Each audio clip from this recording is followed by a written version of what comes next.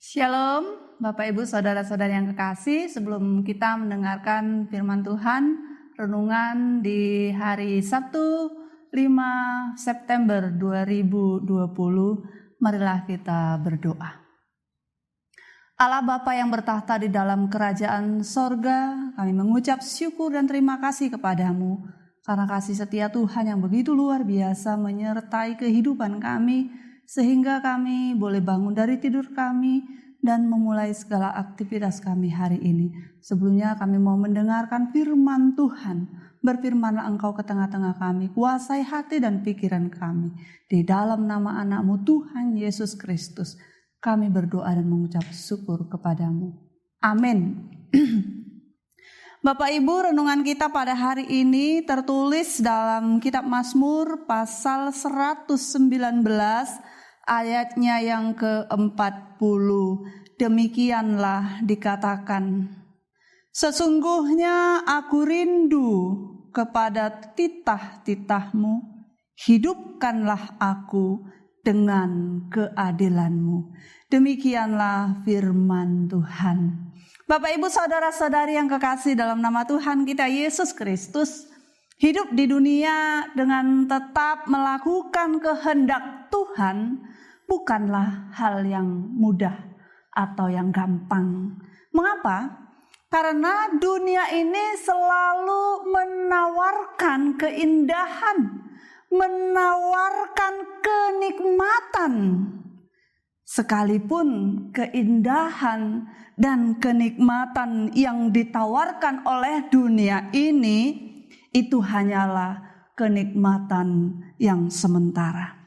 Padahal tuntutan orang percaya haruslah extraordinary. Artinya harus di luar dari kebiasaan orang dunia ini. Orang Kristen harus orang yang luar biasa. Orang yang tidak biasa-biasa saja.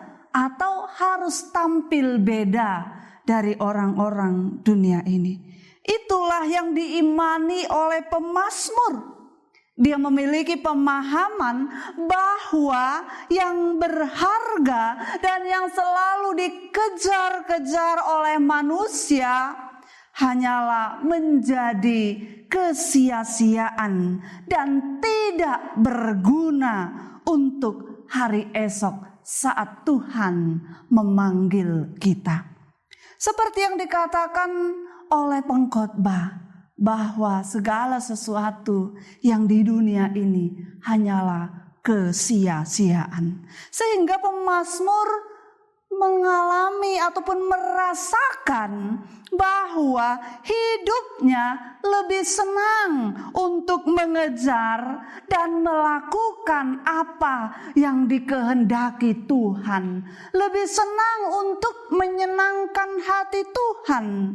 Bahkan dikatakan di dalam nas firman Tuhan hari ini, dia sungguh-sungguh merindukan titah atau Taurat Tuhan di tengah-tengah kehidupannya dalam setiap langkah hidupnya. Dan bahkan dia juga senantiasa berjalan di dalam ketetapan Tuhan. Sekalipun memang dia menyadari bahwa hidup di jalan Tuhan sering sekali tidak sesuai dengan selera ataupun keinginan di tengah-tengah kehidupannya.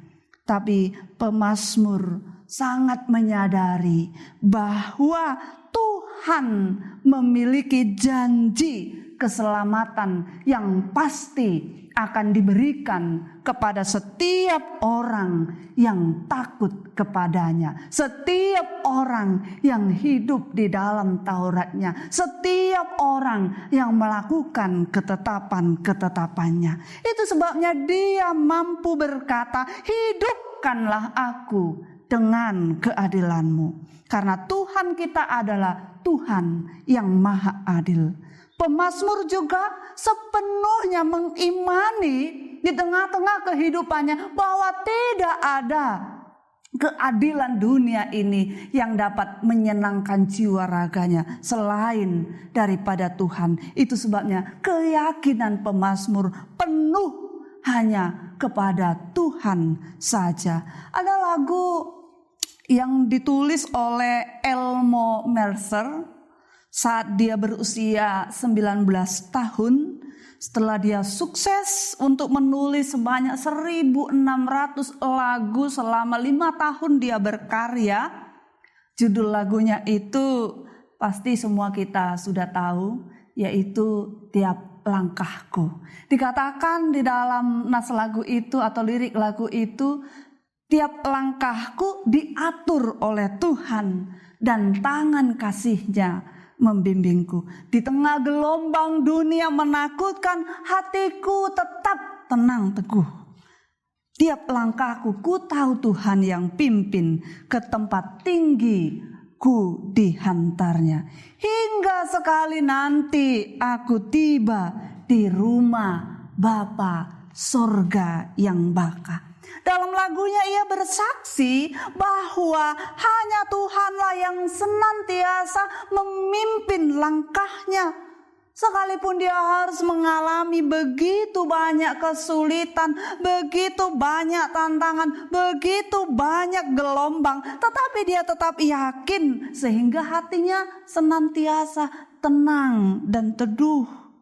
Dan dia yakin bahwa tidak ada ketaatan yang sia-sia karena di hadapan Tuhan sudah tersedia kehidupan yang baka, kehidupan yang kekal, kehidupan selama-lamanya yang telah dianugerahkan Tuhan bagi setiap orang yang percaya. Bapak, Ibu, Saudara, Saudari yang kekasih, hendaklah kata-kata lagu itu jugalah yang meneguhkan kita, yang meneguhkan iman kita untuk menjalani kehidupan ini. Sekalipun kita sering melihat bahwa begitu luar biasa kenikmatan, keindahan ditawarkan dunia ini kepada kita, sehingga karena kenikmatan itu kita bisa dibawa untuk meninggalkan jalan Tuhan. Tetapi melalui nas firman Tuhan hari ini kita mau diingatkan bahwa tidak ada keindahan di luar Tuhan. Tidak ada kehidupan di luar Tuhan. Ketika kita merasakan, ketika kita hidup di dalam tuntunan tangan Tuhan, memang banyak godaan, banyak kesulitan, banyak hambatan. Tapi percayalah, tangan Tuhan tidak pernah melepaskan kita. Oleh karena itu, senantiasa hiduplah di dalam firman-Nya dan melakukan titah-titahnya, Tauratnya, karena hanya itulah yang menyenangkan hati kita. Selamat beraktivitas sepanjang hari ini. Tuhan Yesus memberkati. Amin, kita berdoa.